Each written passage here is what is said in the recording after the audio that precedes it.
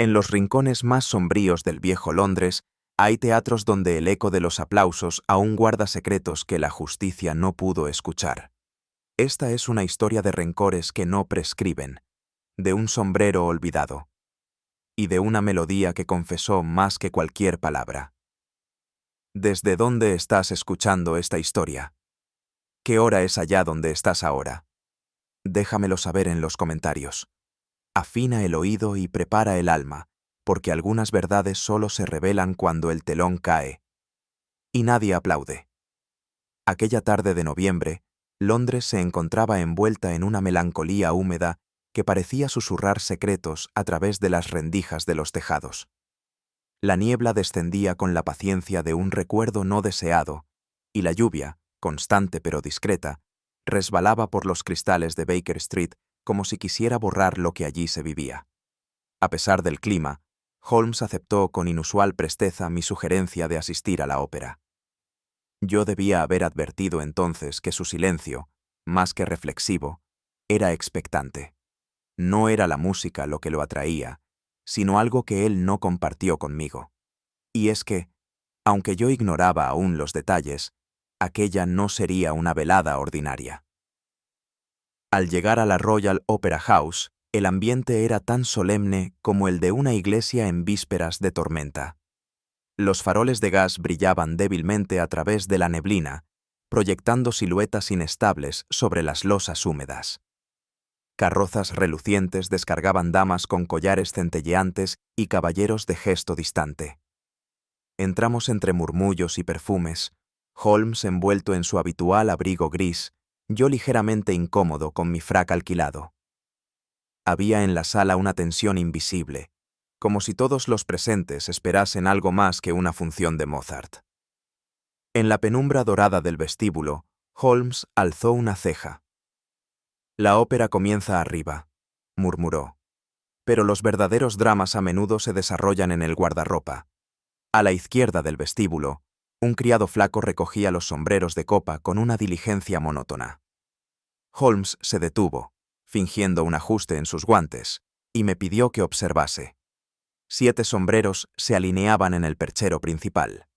Uno tenía una pluma de garza, otro mostraba una abolladura apenas visible en el ala, un tercero lucía un lazo de cinta azul. Holmes, sin tocarlos, los examinó con esa mirada suya que pesa y mide sin parecer hacerlo. 7, dijo, apenas audible. Un número interesante, no por su cantidad, sino por su exactitud. Yo asentí sin comprender, consciente de que cada sombrero ocultaba más que una cabeza. Tal vez una historia. Ya en nuestros asientos, el telón subió con solemne lentitud, y la orquesta nos envolvió con la obertura de Don Giovanni. La música parecía rebotar contra las molduras doradas del teatro, mientras las sombras se deslizaban entre cortinas y palcos. Holmes observaba más a la audiencia que al escenario. En el segundo acto, algo cambió. Un susurro, una breve interrupción de la armonía escénica. Desde donde estábamos, vislumbré a un ujier correr discretamente hacia uno de los palcos laterales.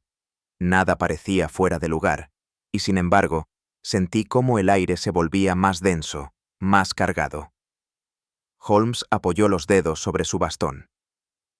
«Ahora comienza», susurró, sin apartar la vista del palco cerrado. La noticia corrió entre los corredores como una corriente subterránea. Sir Lionel Ashcroft, notable financiero y mecenas del teatro, había sido hallado sin vida en su asiento, aparentemente vencido por un ataque al corazón. Nadie oyó gritos. Nadie vio a nadie entrar o salir. El palco estaba cerrado por dentro, y la dama que lo acompañaba había salido antes del entreacto, según se decía, indispuesta. Mientras el público seguía absorto en el drama mozartiano, Holmes se deslizó hasta el pasillo lateral, y yo lo seguí, sin hacer preguntas. El rostro del difunto mostraba serenidad, pero había en esa paz algo que no era natural, como si la muerte hubiese sido demasiado educada. Cuando Holmes se inclinó hacia el cuerpo, vi cómo fruncía apenas el ceño. Su nariz, tan afinada como su lógica, captó lo que el resto de nosotros no habría notado. Un leve aroma, ni perfume ni veneno, pero extraño. No lo nombró. Luego, con un movimiento discreto, señaló el cuello del difunto. La camisa, de impecable lino, mostraba una leve arruga, apenas perceptible, como si algo hubiese rozado esa piel, ya sin vida. Demasiado perfecta para ser natural, murmuró Holmes. No supe si se refería a la arruga, al cadáver o a la escena en su conjunto. Yo, por mi parte, sentí un escalofrío que nada tenía que ver con la temperatura del teatro. No fue la música lo que retumbó en mi memoria al abandonar el teatro esa noche, sino el eco de lo que no se dijo, de las miradas evitadas, de los pasos contenidos, de los gestos que parecían ensayados. Fue una noche de ópera, sí, pero también de silencios que gritaban desde los rincones, como si el telón se hubiera alzado no para representar una tragedia, sino para ocultarla. Fue en la mañana siguiente a la ópera cuando Holmes, aún sin quitarse la bata de casa, me tendió un sobre sin sello y sin dirección clara, salvo aquellas 2 palabras dibujadas con una caligrafía irregular.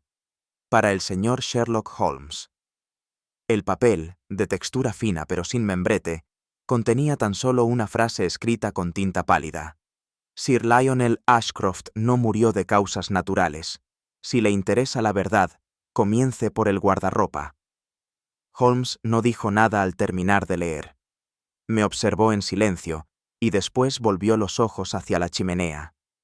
Había en su expresión esa extraña combinación de serenidad y alerta que me era dolorosamente familiar. Algo se había puesto en marcha, y no tenía la menor intención de detenerse. No tardamos en obtener el informe forense preliminar, firmado por el doctor Wallace, un hombre cuya sobriedad rozaba lo mecánico.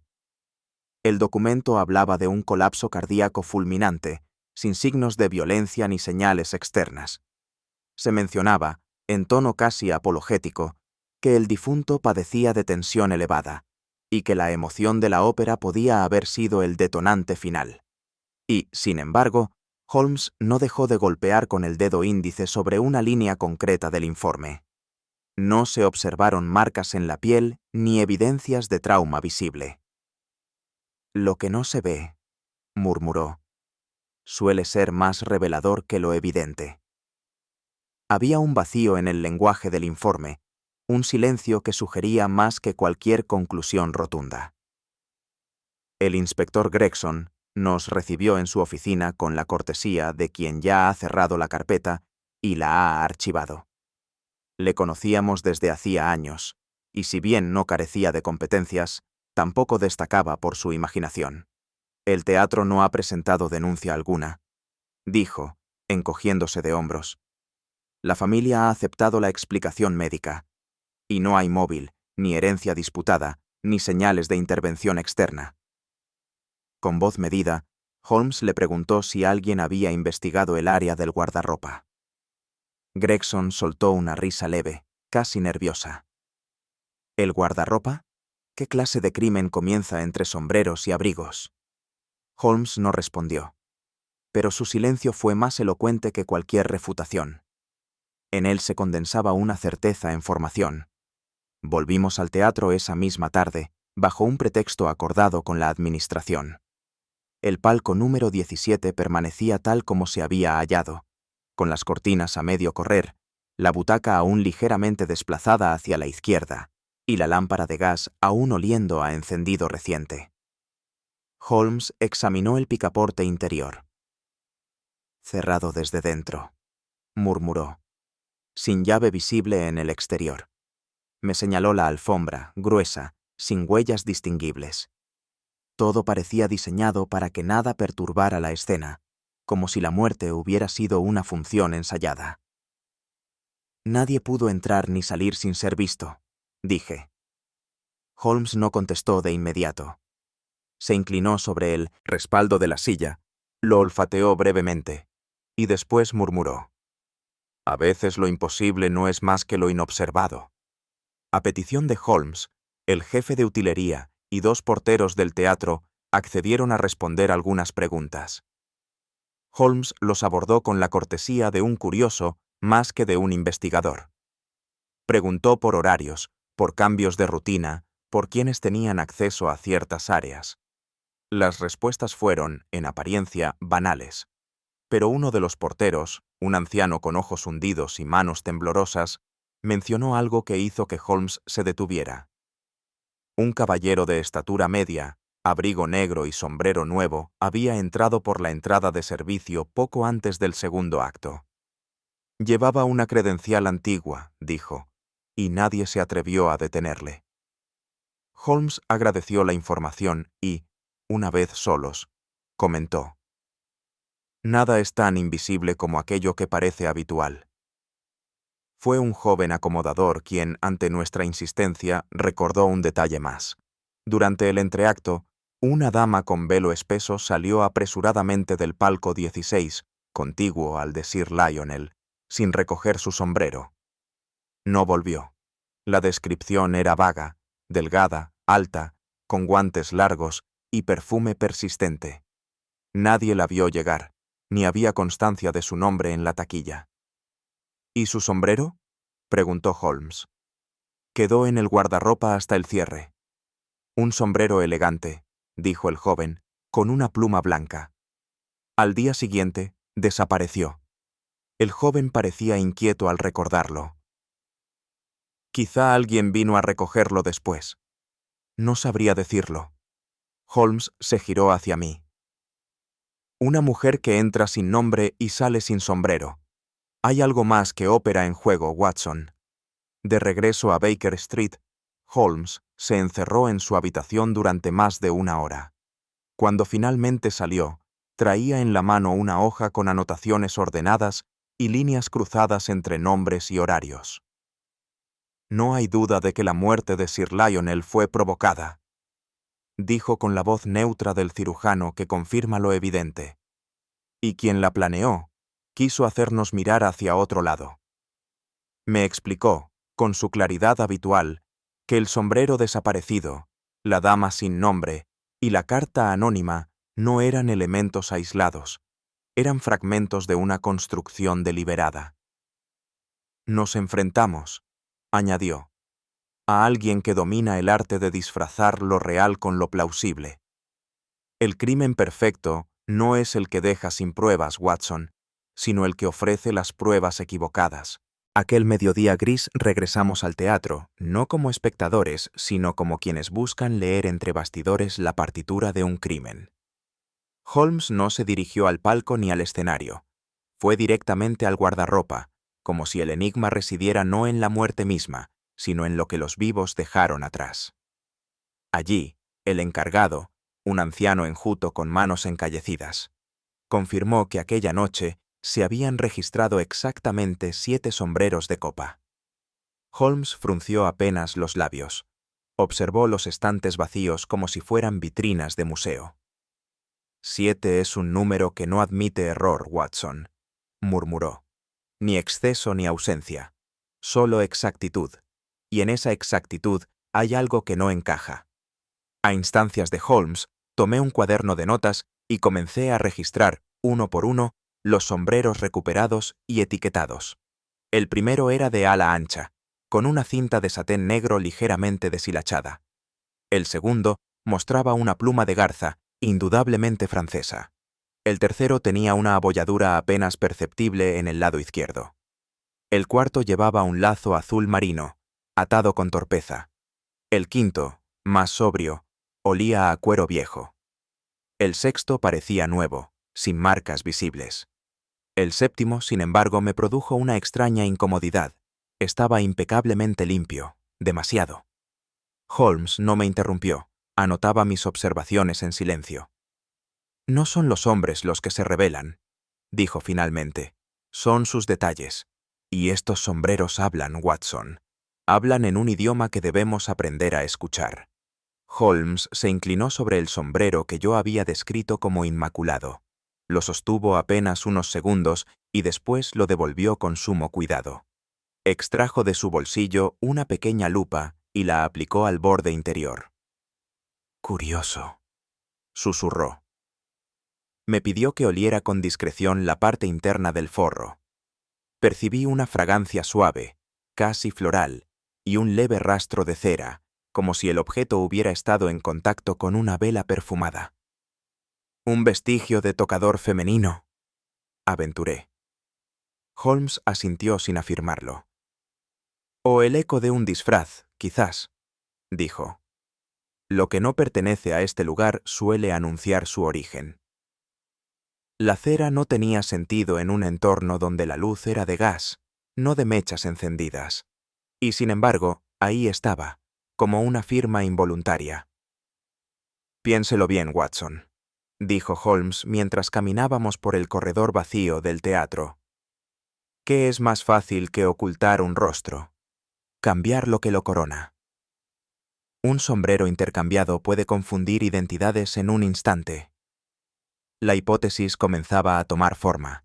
Alguien había dejado deliberadamente su sombrero, llevándose otro, tal vez para salir sin ser reconocido, o para implicar a un tercero. «¿Y si el sombrero del asesino es uno de los aquí presentes?», dije. «Entonces no sabremos a quién corresponde hasta que descubramos cuál falta», respondió Holmes. «Pero si ninguno falta, entonces uno es falso. Una máscara colocada con precisión para encubrir la verdad». Sentí un leve estremecimiento. Había algo profundamente perturbador en la idea de que un simple sombrero pudiera contener la clave de una muerte cuidadosamente ejecutada.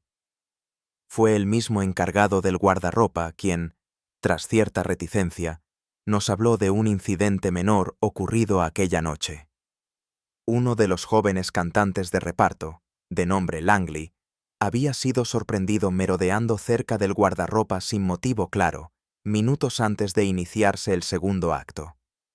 Según el anciano, el muchacho fingió estar buscando una prenda olvidada, pero su inquietud lo delataba. Holmes mostró apenas un destello de interés. «¿Y nadie verificó si efectivamente le faltaba algo?», preguntó. El encargado negó con la cabeza. «Lo conocía de antes, señor. Buen chico, pero curioso. Demasiado curioso». «A veces», comentó Holmes, «la curiosidad no es más que una máscara para otra cosa, y otras veces es una simple juventud mal gestionada». No parecía convencido, pero tampoco descartaba nada. No aún.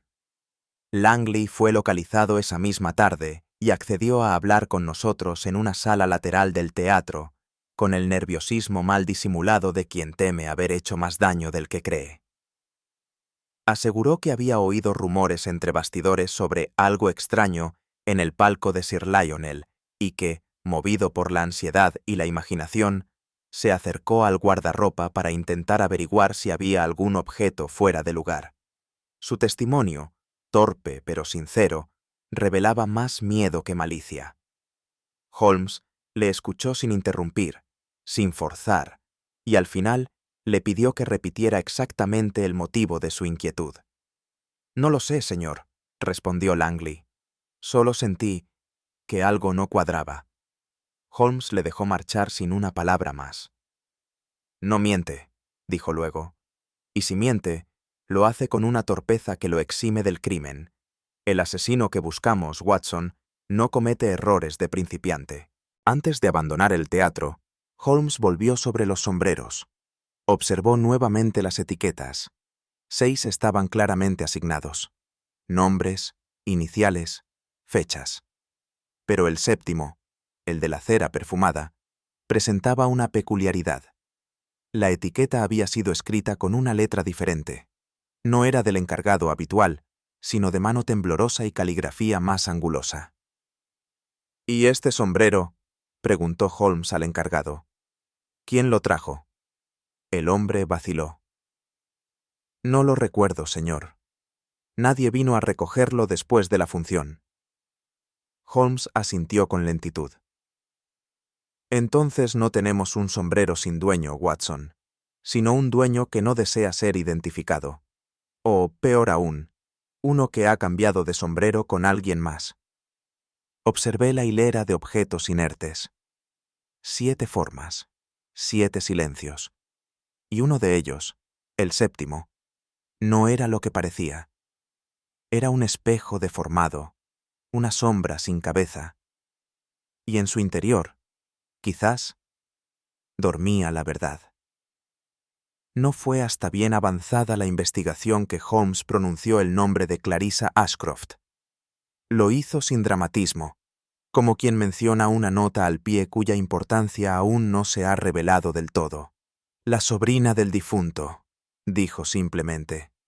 Pianista de talento considerable, según algunas reseñas. Había en su voz una neutralidad que, conociéndole, no era desinterés, sino precaución. Yo, en cambio, sentí un súbito interés. Había oído hablar de Clarissa en ciertas tertulias musicales, aunque poco más sabía de ella. Su presencia, hasta entonces periférica, comenzaba a proyectar una sombra central sobre el caso. Y como toda sombra en la vida de Holmes, no era tanto una ausencia de luz como un exceso de significado. Fuimos invitados a presenciar uno de sus ensayos privados en una sala de música anexa al conservatorio. Clarissa estaba sentada al piano, envuelta en un vestido negro sin ornamento alguno. Tocaba con una intensidad que no era solo musical. Había algo en sus manos que parecía contener una pugna, un nudo que buscaba deshacerse en cada acorde. La pieza era de Chopin, pero lo que emanaba de sus dedos no era lirismo, sino tensión, como si cada nota contuviera un secreto. Holmes no apartaba la vista de ella, no por admiración estética, sino con esa atención suya que disecciona. Yo, en cambio, sentí una mezcla de compasión y desconcierto. Clarissa tocaba como quien no tiene otra forma de hablar, como quien teme que el silencio revele más que la melodía. Tras el ensayo, la conversación derivó hacia Paolo Vieri, un barítono italiano con reputación incipiente y voz lo suficientemente poderosa como para inquietar a la crítica. Clarissa admitió, con voz baja, que mantenía una relación con él, y que su tío la desaprobaba enérgicamente. Lo consideraba un oportunista, dijo sin rabia, pero tampoco sin amargura. Creía que Paolo me distraía de mi vocación. Holmes inquirió si había habido amenazas concretas. Clarissa asintió. Sir Lionel había hablado, más de una vez, de desheredarla.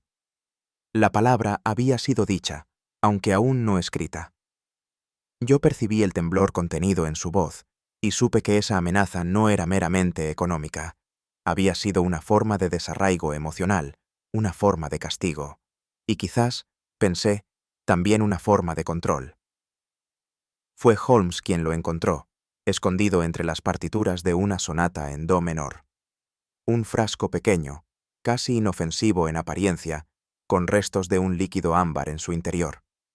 No tenía etiqueta, pero su forma era familiar para quien ha frecuentado botiquines rurales.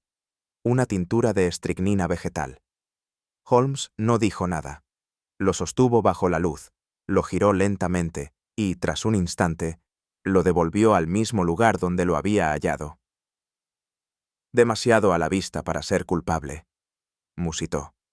Me explicó luego, con su precisión habitual, que el frasco parecía colocado después, no antes, como si quien lo hubiese depositado allí supiera que iba a ser encontrado. Una trampa burda o un intento torpe de desviar la atención. Pero, ¿de quién? Mientras hablábamos, Clarissa hizo una observación que Holmes recibió con inusual interés. Mencionó que su tío llevaba siempre consigo un reloj de bolsillo muy particular. Uno musical, regalo de su difunta esposa, que al abrirse emitía un breve fragmento de Lakidarem la mano. La noche de su muerte, añadió ella.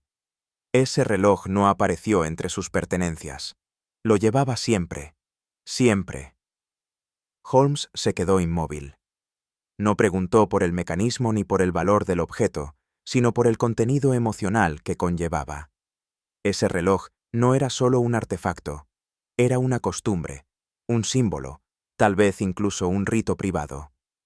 y su desaparición introducía una disonancia en la partitura del crimen. Un silencio más elocuente que la música misma. No puedo negar que, a medida que avanzaba la conversación con Clarissa, fui desarrollando por ella una simpatía involuntaria, acaso inevitable. Había en su rostro una fragilidad orgullosa, y en su manera de hablar, una mezcla de lucidez y melancolía que me desarmaba. Era consciente del juicio de los demás, pero no parecía interesada en defenderse. Holmes, sin embargo, se mantenía impenetrable. No la interrogaba, pero tampoco la tranquilizaba. Su silencio no era distante, sino estratégico. ¿No confías en ella?, le pregunté más tarde, en voz baja. Me miró con su expresión más severa. Ni en ella, ni en nadie, aún. En la partitura del crimen, Watson, los silencios dicen tanto como las notas. Ya en el carruaje de regreso, Holmes se sumió en un mutismo prolongado. Yo también callaba, intentando ordenar lo vivido. Cuando al fin habló, lo hizo sin mirar por la ventanilla, como si la noche no le ofreciera más que su propio pensamiento.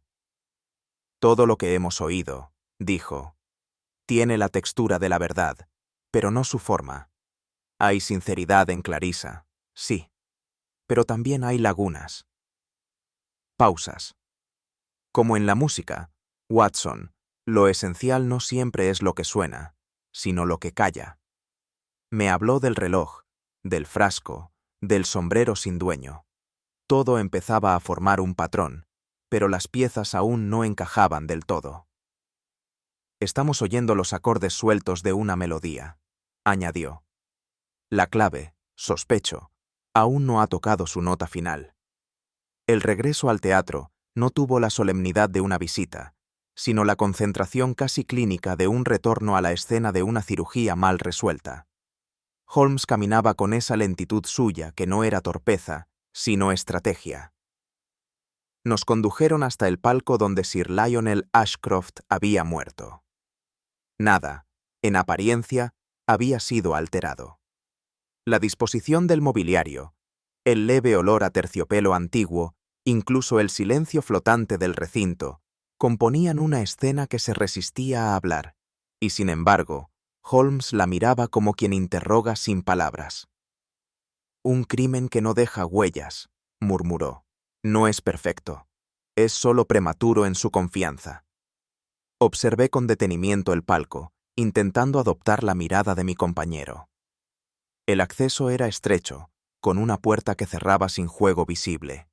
Las cortinas, pesadas como mantos, caían desde el techo hasta el suelo, absorbiendo el sonido con una eficacia casi teatral. La alfombra, roja, espesa, demasiado espesa, convertía cada paso en un susurro muerto. Noté que ni siquiera nuestras pisadas dejaban marca discernible. Era un espacio concebido para la privacidad absoluta, no solo auditiva, sino también visual. Todo allí parecía hecho para disolver la evidencia en el silencio, como si el palco no fuera una sala, sino una caja cerrada sobre la memoria. Fue Holmes quien se detuvo frente al aplique de gas situado a la derecha del asiento de Sir Lionel. Lo examinó en silencio, giró la válvula y observó con atención el anclaje. Después, con un leve toque, hizo que el brazo de metal girara hacia el interior del palco. Curioso, dijo, más para sí mismo que para mí. Este aplique no está fijado como los demás. Tiene movilidad lateral. Me acerqué para verificarlo. El giro era suave, casi imperceptible a simple vista. Holmes señaló la orientación exacta del haz de luz. En línea directa con la nuca del asiento, pero este gas no estaba encendido la noche del crimen. Y sin embargo, alguien se aseguró de que pudiera apuntar justo allí. No a iluminar, sino a señalar. Holmes pidió revisar los planos originales del teatro, los cuales, tras ciertas negociaciones con el administrador, nos fueron facilitados. Mientras los desplegaba, sobre una mesa lateral, su dedo se detuvo en un recuadro apenas visible. «Aquí», dijo. Un pasaje acústico entre los palcos 16 y 17.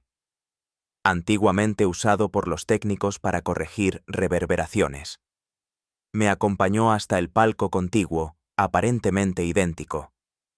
Tras una inspección minuciosa de la moldura trasera, halló un panel que cedía al tacto con una leve presión. Lo abrimos. Era un paso estrecho, polvoriento, de apenas medio metro de ancho, que desembocaba justo tras la pared oculta del palco de Sir Lionel.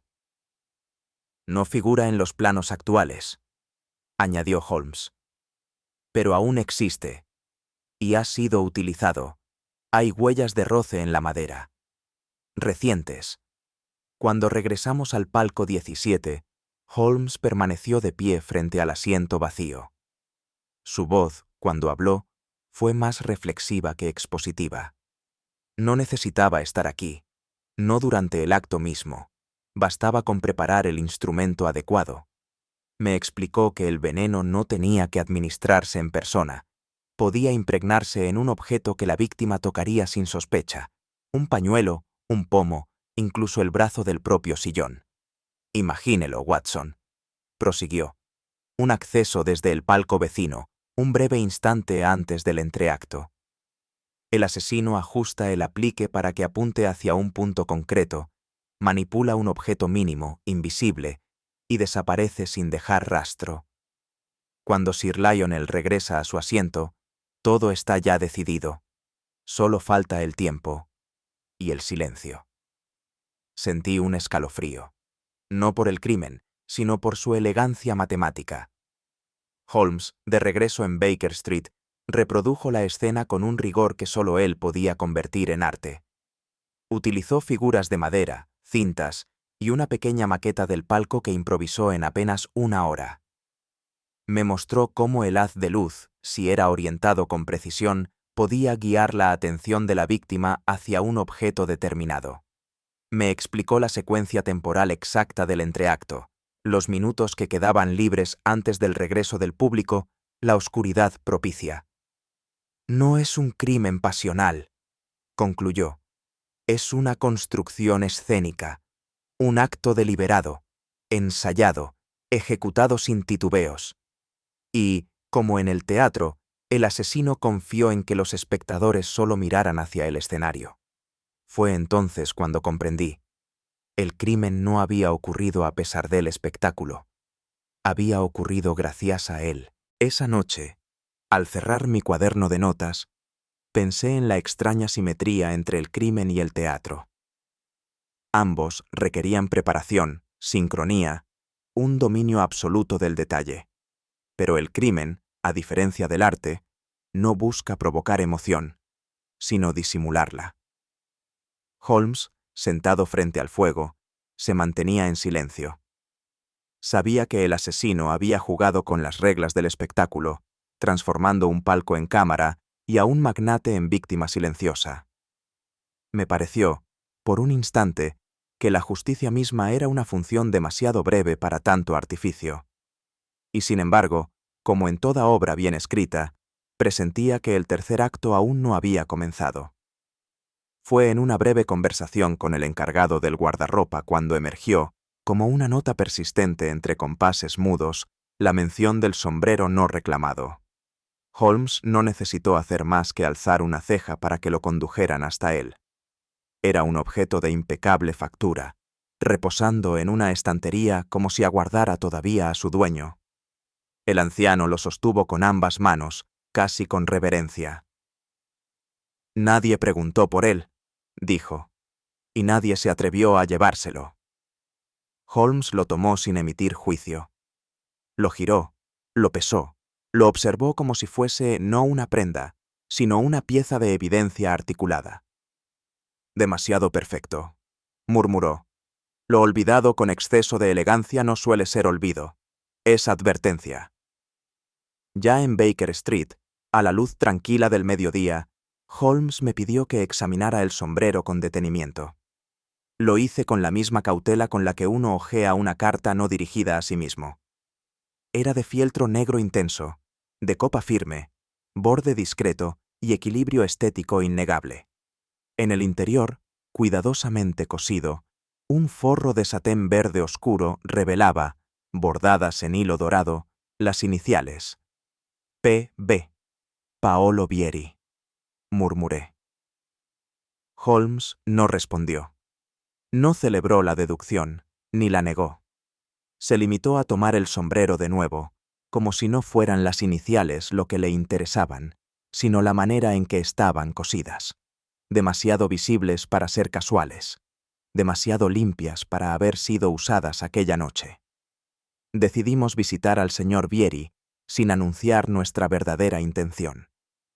El barítono nos recibió en su camerino del teatro con la mezcla habitual de altivez y cortesía que caracteriza a los artistas en ascenso. Cuando Holmes le mostró el sombrero, Vieri lo negó sin vacilación. «Jamás he visto ese objeto», afirmó. «No es mío. Jamás usaría satén verde». Su tono era casi teatral, lo cual, viniendo de él, no era prueba de nada. Holmes no insistió, pero al retirarnos, pidió intercambiar unas palabras con su valet personal. El hombre, un suizo callado de mediana edad, alzó los ojos con cautela cuando le mostramos el sombrero. «Sí, señor», dijo finalmente. «Pertenece al maestro. Lo estrenó hace apenas una semana. Fue un regalo de una dama». Holmes guardó silencio. No era la mentira de Vieri lo que lo intrigaba, sino lo que buscaba ocultar. Aquella noche, al examinar nuevamente el sombrero, Holmes descubrió algo que escapaba al ojo común. Con una pinza extrajo, del doblez entre forro y copa, un pequeño compartimento apenas perceptible, cosido con hilo fino. Dentro, envuelta en un fragmento de papel encerado, yacía una flor marchita, un narciso pálido, casi deshecho por el tiempo y el encierro. Lo extendió sobre la mesa con el mismo cuidado con el que se manipula un resto arqueológico. «Narcissus poeticus», dijo. «No es solo un símbolo literario. Algunas variedades contienen alcaloides letales. Percibí un tenue olor acre, no floral». Holmes lo confirmó con un reactivo discreto. La flor había sido impregnada con una solución venenosa. «No es el sombrero lo que mata, Watson», añadió con voz baja. «Es lo que se esconde en su sombra». Holmes envió una muestra del residuo floral a un químico de confianza. La respuesta no tardó. La sustancia correspondía, sin lugar a dudas, a un derivado de narcisina, tóxico al contacto prolongado con mucosas o heridas recientes. Pero lo más revelador no fue la toxicidad, sino su rareza. Era un preparado inusual, usado más en ritos antiguos que en crímenes modernos. «No es un veneno de boticario», me dijo Holmes. «Es una firma». Un gesto con intención simbólica. Recordamos entonces el leve olor captado en el cuello de Sir Lionel, el rastro imperceptible de algo que no debía estar allí. Holmes comparó ambos datos con frialdad quirúrgica. «El veneno no se administró por ingestión», dijo. «Se colocó donde solo la piel lo recibiría. Y alguien sabía exactamente dónde tocar sin ser visto». La noche del crimen, Paolo Vieri había estado sobre el escenario durante el segundo acto, interpretando con intensidad creciente su papel. El programa y los testimonios lo confirmaban. No se había ausentado ni un minuto. «Demasiado visible para ser culpable», dije con cierto alivio. Holmes asintió. «Pero no demasiado visible para ser útil». Me explicó que la coartada no anulaba el vínculo con el sombrero ni con la flor. Solo indicaba que, si había un crimen, Vieri no lo ejecutó personalmente, lo cual, en su lógica, no lo eximía, sino que lo desplazaba. «Un hombre no necesita estar presente para que lo conviertan en culpable», añadió. «Basta con que alguien use sus objetos y sus vínculos». Comenzaba a perfilarse una idea inquietante. El crimen había sido diseñado no solo para matar, sino para implicar. Holmes permaneció largo tiempo en silencio, con el sombrero aún entre las manos. Finalmente, habló como quien traduce no una sospecha, sino una certeza que ha cobrado forma. «Este objeto no fue olvidado, Watson. Fue sembrado. No es una pertenencia extraviada, sino una pieza colocada con intención calculada. Recordó entonces el comentario del ballet, que el sombrero había sido un regalo de una dama, que había sido estrenado esa misma semana, y que Vieri lo negó no por cobardía, sino porque comprendió que su posesión se había vuelto peligrosa. El asesino no quiere ocultarse, dijo Holmes. Quiere señalar a otro, y lo ha hecho con una inteligencia que no desprecia lo simbólico. La flor, el satén verde, las iniciales. Todo grita Vieri, excepto el crimen mismo. Esa conclusión no me tranquilizó. Al contrario, nos situaba frente a un autor que no solo mataba en silencio, sino que narraba su crimen como si fuera una ópera. Holmes había solicitado al director del teatro una sala discreta, sin ventanales y sin espejos. Allí, bajo la luz tenue de una lámpara central, esperaban en completo silencio 7 hombres, cada uno con su propio disfraz de serenidad. El ambiente era denso, aunque nadie se atrevía a nombrar la razón. Yo los observaba mientras Holmes caminaba entre ellos con la calma del médico antes del diagnóstico. Estaban allí. Un empresario, un violinista, un asistente de escenografía, un crítico musical, el jefe de tramoya, el secretario del difunto y un acomodador veterano. Ninguno parecía pertenecer al crimen, pero todos compartían el gesto del que ha presenciado algo indebido y calla. Holmes no explicó su propósito, simplemente los hizo esperar. El tiempo, en su caso, era siempre la primera herramienta. Holmes pidió que se trajeran los 7 sombreros recogidos del guardarropa la noche del crimen. Fueron dispuestos sobre una mesa larga, alineados como testigos sin voz. Uno por uno, cada hombre fue invitado a reclamar el suyo. Nadie protestó, nadie dudó. O al menos, no de forma evidente. Holmes no miraba los sombreros, sino las manos que los tomaban, los dedos que temblaban levemente, las pupilas que evitaban el contacto. Yo, incapaz de leer el fondo de cada gesto, me limité a registrar en mi mente las pausas y las respiraciones. Algo se movía bajo la superficie. Era como si el acto de recuperar un objeto personal devolviera también una parte olvidada de la noche. Una decisión, una mentira, una omisión. El sombrero, comprendí entonces, no era un accesorio. Era una máscara invertida. Al fondo de la sala, apartada del semicírculo de los convocados, permanecía Clarissa Ashcroft. Su presencia no había sido anunciada, pero Holmes la había invitado personalmente, y no sin razón. Vestía de negro, como de costumbre, y sostenía los guantes entre las manos sin apretar.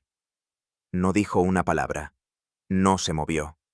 Su mirada se posaba en cada uno de los hombres como si los midiera en una balanza invisible. No había juicio en su rostro, solo una expectación contenida, como la del músico que aguarda una nota que aún no ha sido escrita. Sentí en ella una tensión antigua, que no nacía del miedo, sino de la certeza. Clarissa no buscaba culpables. Parecía haberlos reconocido ya, como quien lee la partitura de un gesto. Fue entonces cuando Holmes habló, con esa voz suya que no se alza, pero atraviesa. ¿Quién de ustedes recuerda la melodía del reloj musical de Sir Lionel? Dijo, como si fuese una pregunta sin importancia. Nadie respondió. El silencio fue absoluto. Luego, apenas perceptible, una reacción. Arthur Greaves, el secretario del difunto, hizo un leve movimiento con la cabeza, como si algo en su interior hubiese recibido un golpe inesperado. No levantó la vista. No protestó. Solo quedó suspendido en una rigidez antinatural, como quien ha sido señalado no por la voz ajena, sino por el eco de la propia conciencia. Holmes no lo miraba directamente, pero yo sí. En ese instante, supe que no era la pregunta lo que lo había quebrado, sino la precisión con que había sido lanzada. Holmes, con suavidad, pidió que cada uno entregara su abrigo para una revisión rutinaria. Lo hizo sin acusación, sin teatralidad. Greaves fue el último en acceder. Al introducir la mano en el forro interior, Holmes extrajo un objeto envuelto en terciopelo. Un reloj de bolsillo antiguo, cuya tapa de plata tenía grabadas las iniciales LA. Al abrirlo, la melodía de la Sidarem la mano emergió con una ternura escalofriante. Nadie habló. Nadie se movió. El rostro de Greaves permanecía inmóvil, pero algo en sus ojos se había rendido. Holmes cerró el reloj con delicadeza y lo depositó sobre la mesa. Alguien olvidó que los recuerdos musicales no son fáciles de enterrar, dijo. Y con eso, el silencio de la sala se volvió irrespirable. Greaves, tras unos segundos de lucha interna, rompió la quietud con una voz apenas audible. No se defendió, no negó. Me arruinó, dijo. A mí, a mi padre, a toda mi familia. Con una firma, con una inversión. Sin una sola palabra de advertencia. Hablaba como quien se desangra con cada frase. Contó cómo Sir Lionel había destruido los ahorros de generaciones enteras para financiar una empresa que nunca existió. Y cómo, al enterarse de ello, él había ideado un castigo que no tuviera ruido, ni drama, ni sangre.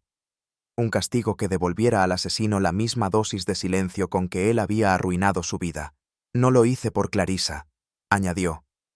Pero su desprecio me dio el valor. Su rechazo selló la decisión. Fue la música la que lo envolvió todo. Una muerte al compás de Mozart. Cuando Holmes le preguntó por el sombrero, Greaves vaciló por primera vez. No era mío, dijo. Al salir confundido, tomé el primero que vi. Me cubrí la cabeza y me marché sin mirar. No sabía que eso me condenaría. Y así fue. El sombrero olvidado, cuidadosamente sembrado para implicar a otro, había sido recogido por el asesino real sin intención ni cálculo. Una ironía trágica que solo la lógica implacable de Holmes supo desenredar. Lo miré en silencio, comprendiendo que no había allí un monstruo, sino un hombre que había cruzado el umbral de su propia desesperación, y que lo delataba no era su crimen, sino su humanidad mal herida. El teatro había cerrado el telón, pero la escena final, como tantas veces, no estaba en el guión. Holmes, ya en la tranquilidad de Baker Street, compartió conmigo lo que había sospechado desde mucho antes de que Greaves confesara. Hubo una carta, dijo. No de negocios, sino de amor. Clarissa la escribió hace años, y la respuesta de Greaves fue una petición de matrimonio. Rechazada. Cortésmente, sí, pero con esa clase de cortesía que no deja espacio a la esperanza. Aquella humillación no desapareció. Se fue transformando en algo más turbio, más antiguo. Rencor, quizá, pero más sutil. Una herida que no supura, pero no cicatriza. Holmes no necesitaba pruebas escritas. La violencia de la confesión, la emoción contenida en cada mirada hacia Clarissa. Todo hablaba de un resentimiento que había sobrevivido al tiempo y se había aferrado a la memoria como una astilla bajo la piel. No era solo hacia Clarissa que Greaves dirigía su resentimiento. Había en él un odio más vasto, más frío, reservado para Sir Lionel. El viejo financiero, al parecer, no solo le había arrebatado la dignidad amorosa, sino también la seguridad económica. Una inversión mal aconsejada por Ashcroft había dejado en ruina a la familia Greaves. Fue ese doble golpe, uno sentimental, otro patrimonial, lo que fue cocinando el crimen con lentitud. Holmes lo describió como un veneno de doble destilación. El orgullo herido y la justicia privada, destilando una lógica propia, íntima, tan punzante como errada. El crimen no había nacido de la oportunidad, sino del peso acumulado de los años. Durante el análisis final de la misiva anónima que había iniciado nuestra intervención en el caso, Holmes observó algo más que caligrafía. Reconoció una cadencia, una forma de elegir palabras que no buscaban acusar, sino advertir. No era una denuncia, me dijo. Era un llamado, un gesto que intenta detener sin destruir. Fue entonces cuando comprendí que había sido Clarissa quien la escribió, no para salvar a su tío, ya muerto, sino para preservar algo en el alma de aquel que, pese a todo, una vez la amó. Era la mano extendida desde el otro lado de un abismo emocional. Una forma de decir, sé lo que hiciste, pero no quiero que te hundas. Tal vez también fue una forma de confesarse ante sí misma. Holmes no era un hombre dado a la compasión explícita, pero en su juicio sobre Arthur Greaves hubo algo que se acercaba al reconocimiento humano. No se justifica, dijo, pero se entiende, y eso es lo que lo hace más trágico. Greaves no mató por ambición ni por venganza pueril. Mató desde una zona turbia del alma donde convergen la humillación y el deseo de restablecer un equilibrio. Lo observé mientras decía esto, y pensé que, en cierto modo, Holmes sentía por Greaves lo que un matemático siente por una ecuación mal planteada. Decepción, sí, pero también una forma de respeto. El crimen había sido preciso, elegante, pero impulsado por una lógica que finalmente se reveló como errónea y profundamente humana. En los días siguientes, se supo que Greaves sería juzgado sin oposición por parte de la familia Ashcroft. Pero lo que más me impresionó fue que Clarissa se negó a testificar. No por temor, ni por estrategia legal. Simplemente guardó silencio. Un silencio que no era indiferencia, sino clausura. Era evidente que Holmes comprendía esa decisión. Yo, por mi parte, la acepté con cierta incomodidad moral, aunque también con respeto. En su gesto había una renuncia, pero también una afirmación. Lo ocurrido entre ellos dos ya no pertenecía al dominio público. No cabía en un tribunal. Era una herida que solo se podía sellar con palabras no dichas, con actos no realizados. La justicia seguiría su curso. Pero Clarissa ya había dictado su propio veredicto. Aquel caso, quizás más que ningún otro, me dejó sumido en una reflexión incómoda. Siempre había creído que la verdad, una vez revelada, ofrecía claridad. Pero esta vez no fue así. Lo que descubrimos no nos dio luz, sino matices. No hubo victoria moral, ni alivio. Solo un retrato profundo y oscuro del alma humana. Pensé en Greaves, víctima y verdugo. Pensé en Clarissa, testigo, señalada, y, a su modo, también ejecutora de una decisión silenciosa. Pensé en Holmes y en su rostro al oír la confesión. Más pensativo que severo, más humano que infalible. El alma, escribí aquella noche en mi diario, no tiene líneas rectas. Es una espiral donde el amor y el rencor, la justicia y el error, bailan juntos en la penumbra. Y si hay crimen en el mundo, no siempre nace del mal. A veces, simplemente, brota del dolor que nadie quiso nombrar. No sabría decir por qué decidimos volver. Tal vez fue idea de Holmes, aunque nunca lo expresó abiertamente. Días después del juicio, cruzamos nuevamente las puertas del Teatro Belvedere, que ahora parecía más grande, más hueco. No había más que una docena de asistentes dispersos entre los asientos, como si el silencio se hubiese hecho dueño del recinto. Los terciopelos desgastados, el crujido de una tabla vieja bajo nuestros pasos, el olor a barniz rancio, todo parecía desprovisto del lustre anterior.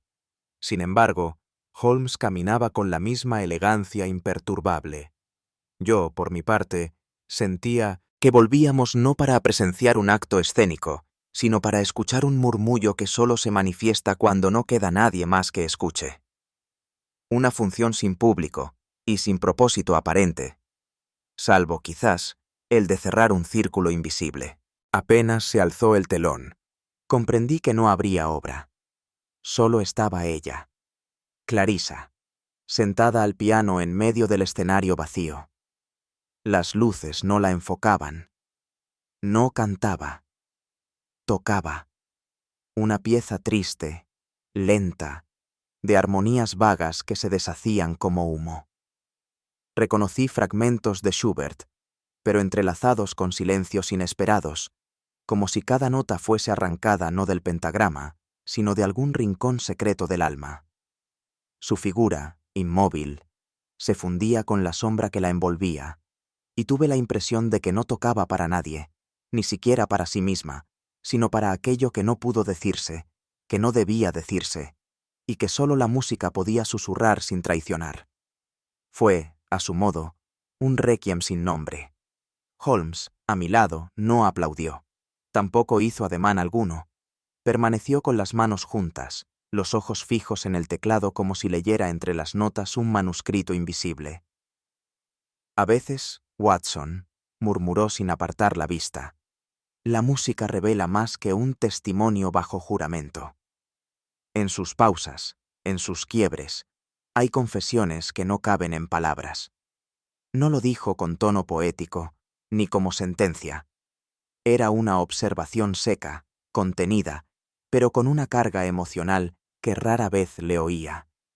Como si incluso él, que había diseccionado mentes y crímenes con escalpelo lógico, supiera que hay dolores que no admiten análisis. Solo escucha. Observé el escenario como quien contempla una escena que ha dejado de representar algo concreto. Clarissa continuaba tocando, sola, y sentí que su música no era un cierre, sino una continuación en otra clave. Pensé en Greaves, en el tribunal, en los testigos, en los jurados que deliberaban sobre hechos, no sobre intenciones. Y sin embargo, lo que yo había visto, lo que Holmes había vislumbrado, no se juzgaba en salas iluminadas ni se dictaba en voz alta. Era otra forma de verdad, más esquiva, pero no menos real. Lo que ocurrió entre esas tres personas, Lionel, Clarissa, Greaves, excedía lo criminal. Era humano, y por eso mismo, más trágico. En la penumbra del teatro, comprendí que el alma tiene su propia justicia, silenciosa, incorruptible, que no requiere veredictos, sino memoria.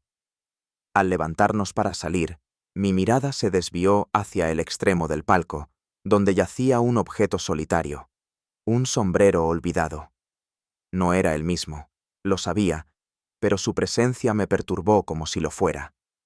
Tenía la curva elegante, el ala apenas ladeada, la invitación muda a ser reclamado.